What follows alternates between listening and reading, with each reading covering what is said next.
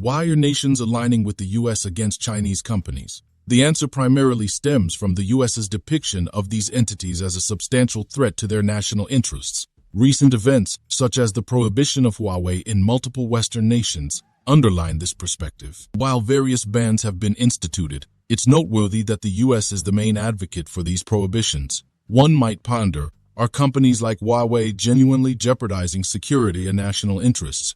The US utilized this exact narrative to compel the UK into banning Huawei. Yet, according to a former UK business and energy minister, the UK's decision to blacklist Huawei was influenced by US directives, not due to perceived threats. This scenario elucidates how the US maneuvers nations as strategic chess pieces. In 2020, Huawei secured approval to launch a research hub near Cambridge, UK, backed by a hefty $1.25 billion investment.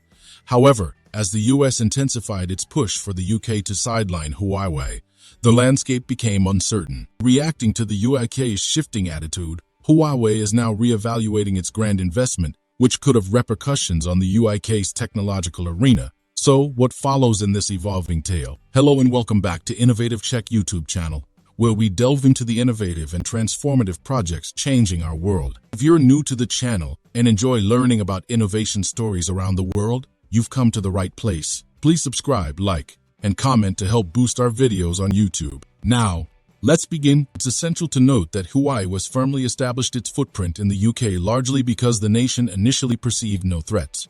The tech behemoth expanded its market share, becoming an instrumental force behind the UK's modern infrastructure, telecommunications, and tech advancements. However, in an unforeseen move, the UK government began to contemplate the exclusion of Huawei. The prevalent sentiment was that the UK's dependency on Huawei exceeded the company's reliance on the UK market. While Huawei originates from China, it operates as a public entity, independent of the Chinese government's directives. Yet, in the realm of global politics, perceived threats and heightened sensitivities can sometimes push nations towards seemingly irrational decisions. Under the Trump administration, the US exerted pressure on the UK to ostracize Huawei.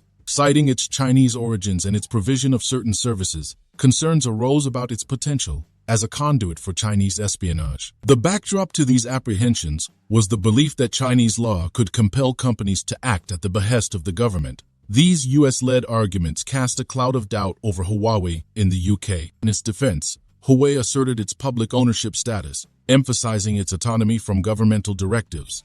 Seeking to alleviate these mounting tensions, Huawei made the strategic move to announce a new research facility in Cambridge, UK. If you are enjoying this video so far, please don't forget to subscribe, share the video and comment. Huawei committed to a substantial investment in the UK, pledging $1.25 billion.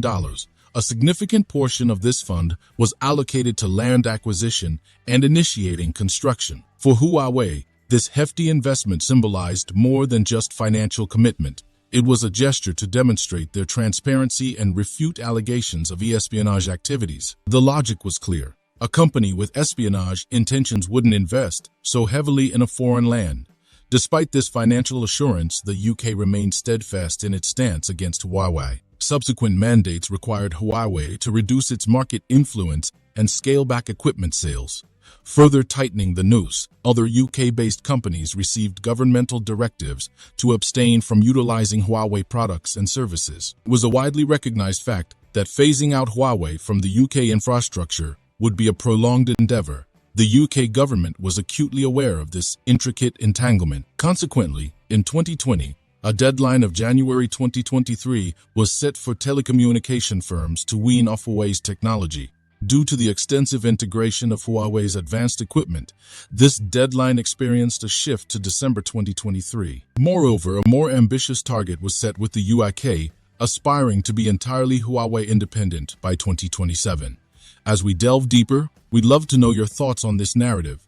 If it resonates with you, kindly like, share, and subscribe for more insights into China's evolving global stature. The entrenchment of Huawei in the UK becomes evident when you consider that, despite significant measures, it would take the UK government nearly 7 years to eradicate Huawei's presence. Amidst this tumult, Huawei remained steadfast in its plans for a research facility near Cambridge. There was an underlying belief that this establishment might sway the UK's stance on Huawei, especially given the telecom industry's reliance on Huawei's technologies. The sheer thought of the UK fully ostracizing Huawei was met with skepticism. Philip Jansen, the CEO of BT Group, a prominent British telecom giant with operations in over 180 countries, issued a stark warning. He posited that a hasty embargo on Huawei would wreak havoc on the UK's network infrastructure, essentially grinding internet services to a halt, and by extension, crippling the revenues of telecom entities. It's evident that the UK isn't sidelining Huawei impulsively, but rather in a calculated manner while they seek alternatives. Huawei, fully cognizant of this, has been vigilantly monitoring the UK's evolving stance. The tech giant has now discerned that, despite having a tentative 4-year leeway in the UK, its eventual expulsion seems unavoidable. Huawei's tenure in the UK isn't a mere consequence of the country's tolerance, but rather its necessity. Yet, the UK is poised to sever ties swiftly once its technological infrastructure reaches self-sufficiency. Ironically, by being in the UK, Huawei is indirectly fostering this very self-sufficiency. This realization spurred Huawei to retract its monumental $1.25 billion investment, effectively shelving what could have been a transformative telecommunication blueprint for the UK. It's pivotal to understand that Huawei's decision emerged from an extended period of deliberation and careful assessment of the UK's position. After 3 years of evaluation, Huawei has come to the conclusion that the UK's welcoming mat has effectively been pulled out from under them. Opting for a strategic exit on its own terms seemed a prudent choice rather than waiting for an inevitable eviction.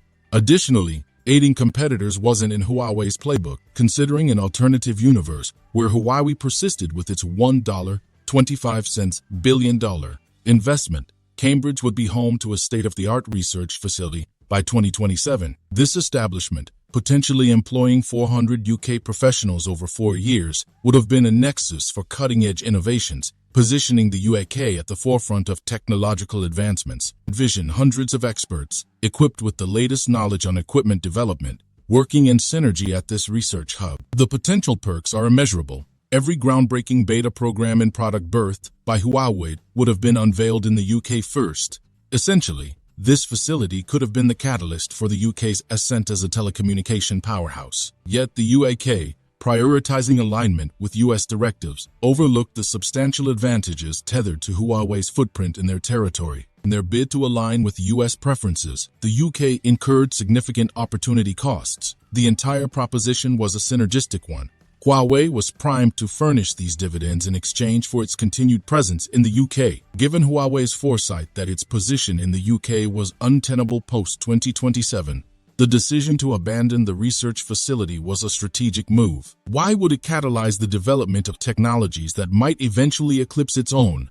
This understanding culminated in the consensus to retract the $1.25 billion investment. At this juncture, the UK ought to reflect upon the tangible advantages it potentially forfeited. Rather than strictly adhering to US perspectives on Huawei, the UK had the latitude to enact binding legal agreements, setting clear parameters with Huawei to mitigate any perceived security threats. Rather than taking a diplomatic approach, the UK opted for an aggressive stance, outrightly banning the company. This move could potentially tarnish its standing in the eyes of global corporations.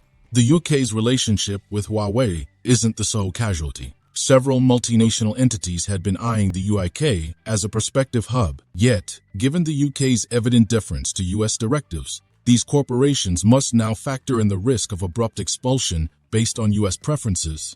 Consequently, the UK's allure as a business destination might wane. We value your perspective. Is it prudent for nations to align so closely with allies that they jeopardize ties with global firms?